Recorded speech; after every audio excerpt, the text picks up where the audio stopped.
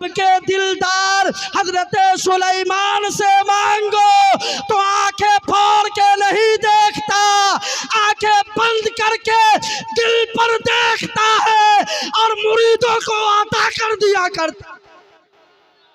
दुनियादार आंख खोल के देता है, अल्लाह वाले आंख बंद करके देते हैं।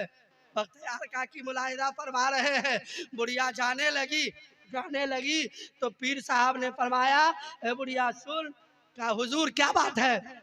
जल्दी से पलट के आई, कहा लो वो तुम्हारा तोहफा था, ये हमारा तोहफा, तुम्हारा तोहफा था मेरा तोहफा है। बुढ़िया बड़ी खुश हुई, लेकिन फिर 2 कदम गई या फिर पीछे पलट गई। कहा अब क्या हुआ? कहा हजरत अंडा तो दिए है और वो वाला दुआ भी बता दीजिए जिससे अंडा बना दिए है, तो बार बार यहाँ आना ही नहीं पड़ेगा। दुआ भी बता दीजिए जिससे अंडा बना है। पीर साहब ने कहा 3 बार कुल हु अल्लाह पढ़ा, मुर्गी का अंडा सोना हो गया। अभी घरे गई, घर जाने के बाद बुढ़वा को खोजी, हट तकदीर बनने के समय में कहाँ कहाँ बहुआते रहते, जल्दी आइए। कहा क्या बात है? कहा नहाइए, पहले गुस्ल कराया। कहा नहीं का कपड़ा पहनिए, नहीं का कपड़ा पहनाया। घर में जितना सुराख छेद छूद था बंद किया। बंद करने के बाद बैठ गया तो नू बुढ़वा बुढ़िया। कहा आधा रात कुल अल्लाह पढ़ पढ़ के हम फूकेंगे। बड़ी मुश्किल से पूरे मोहल्ले से अंडा उधार लिया तो 2 दर्जन अंडा जमा हुआ। कहा कि चलो बैठते हैं, और बैठ के आधी रात कुल अल्लाह पढ़ पढ़ के तुम फूकना, आधी रात हम फूकेंगे, पूरा अंडा सोना हो जाएगा, हमारी गरीबी दूर हो जाएगी। अब आधा रात तक बुढ़ऊ फूकते रहा, पूरा घर थूक थूक हो गया, लेकिन अंडी की सूरत नहीं बनी।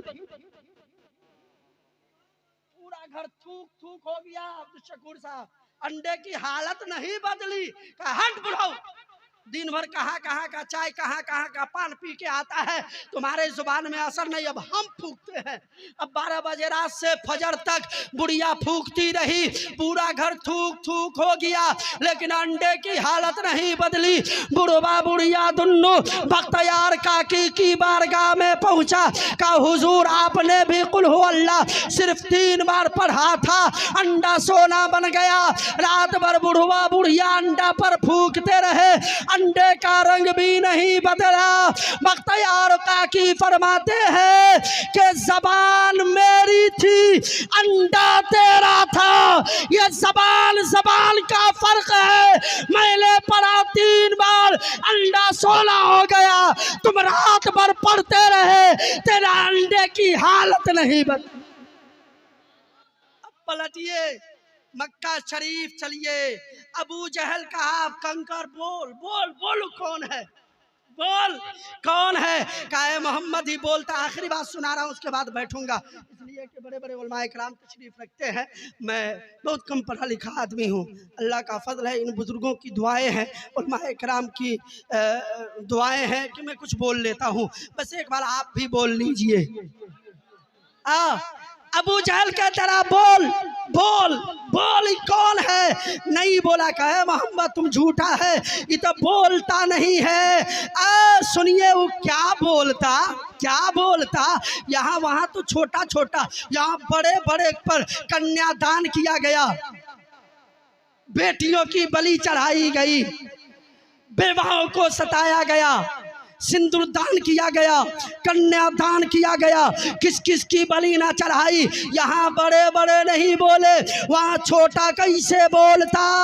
आका ने फरमाया अबू जहल तुझसे नहीं बोलेगा वही उंगली, बोलिए सुभान अल्लाह, वही उंगली।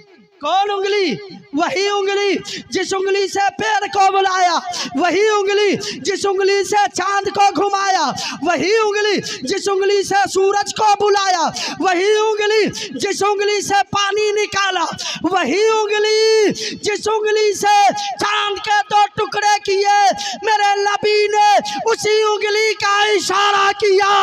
अबू जहल के मुट्ठी में बंदिशें टूटी और आका का कलमा अबू जहल के हाथ में कंकड़ी भरने लगी।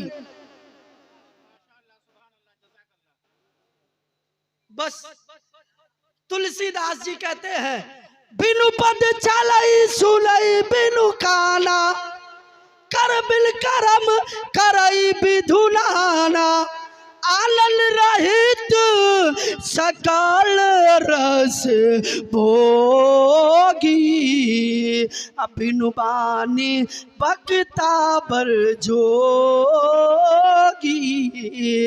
तो का फिर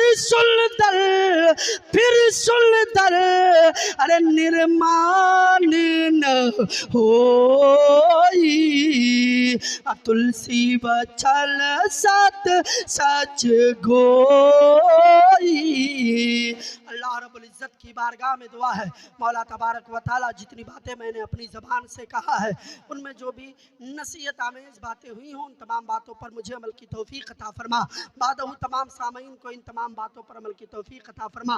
अल्लाह रब्बुल इज्जत की बारगाह में दुआ है मौला मुझसे कहने में सामीन से सुनने में किसी भी किस्म की खताएं हुई तो अपने खास फजल करम से उन तमाम खताओं को दरगुजर फरमा। हम सब सच्चे दिल से तेरी बारगाह में इस्तग़फ़ार पढ़ते हैं।